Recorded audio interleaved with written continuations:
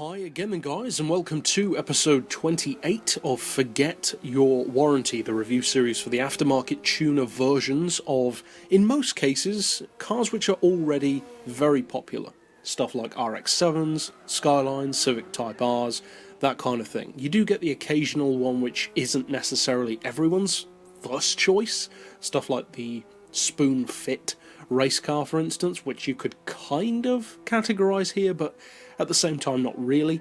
But cars like that, essentially, not an obvious choice, but potentially useful in a somewhat niched way. This car isn't as niched as something like that, and it's a vehicle which kind of has a couple of different forms on Gran Turismo, at least since GT5, because you can basically get this car both in Opera Performance form, or you can buy it from the Gran Turismo or the Polyphony dealership. Now the Polyphony version, the Gran Turismo dealership version, is the better car, I would say. It's a full premium, it's cheaper if I remember correctly, and it's just a better all-round machine. It's essentially the same. It was done in partnership with Opera, so as I said, it is basically the updated version of this same car. In a similar way, funnily enough, to the Gran Turismo dealership version of the Ford GT LM race car, which isn't necessarily better than the white version, the Spec 2. I would say that the Spec 2 is a better handling car, but it is a premium, which for a lot of people makes the difference. So what about this one? We've already said that the Gran Turismo version is, at least as far as I'm concerned, better. But is this one worth buying at all? And if so, what does it have to offer? Well, first of all, you've got the price. For 75 grand, it's not ridiculous, but you'd expect at least a decent car for that kind of money. Now, many tuner cars on the game are expensive. A lot of them are far more expensive than that even. So it's not ridiculous, but 75 grand is still a lot of cash. You can buy and get a decent amount of tuning out of something like a Skyline or a Supra for that amount of money. So is this car worth that? Well, the engine is a 3.5 litre, as you'd assume, being a 350Z base model, and it's a naturally aspirated aftermarket car. Unfortunately, that does limit its potential, because even in fully tuned form, you're looking at less power than the normal Nissan version. 485 horsepower, 330 foot-pounds of torque. It's not overly heavy, at 1209 kilos, but it's not that great either. It's not bad, but it could easily be lighter. Now the horsepower per tonne isn't that strong. 401 is okay, I would say, but that's mainly due to the fact that the power isn't that amazing.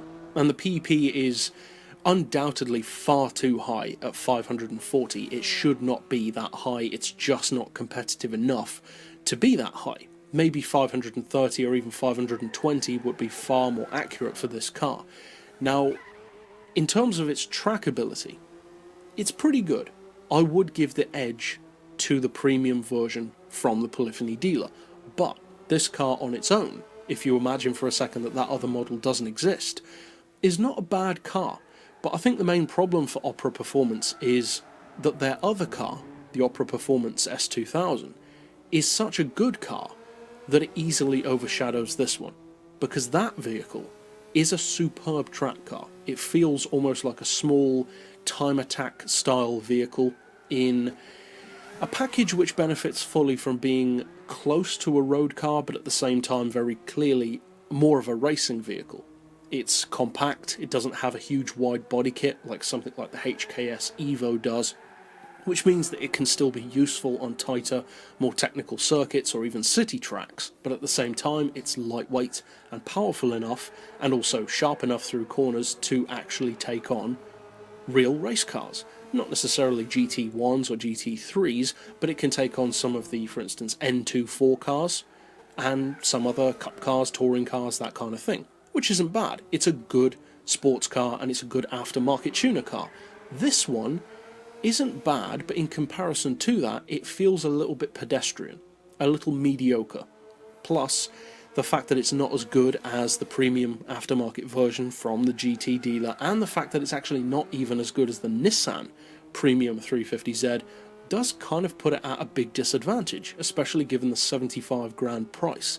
In a straight line, it's not that strong. The acceleration is okay, top speed is nothing to write home about, and the handling is, again, I would say good. Not great though. So it's a relatively simple review, I feel, for this car. It's not bad in any particular way, and it would be a better option were that Gran Turismo version, which isn't technically the same car, but it's close enough for anyone to see that it's supposed to be.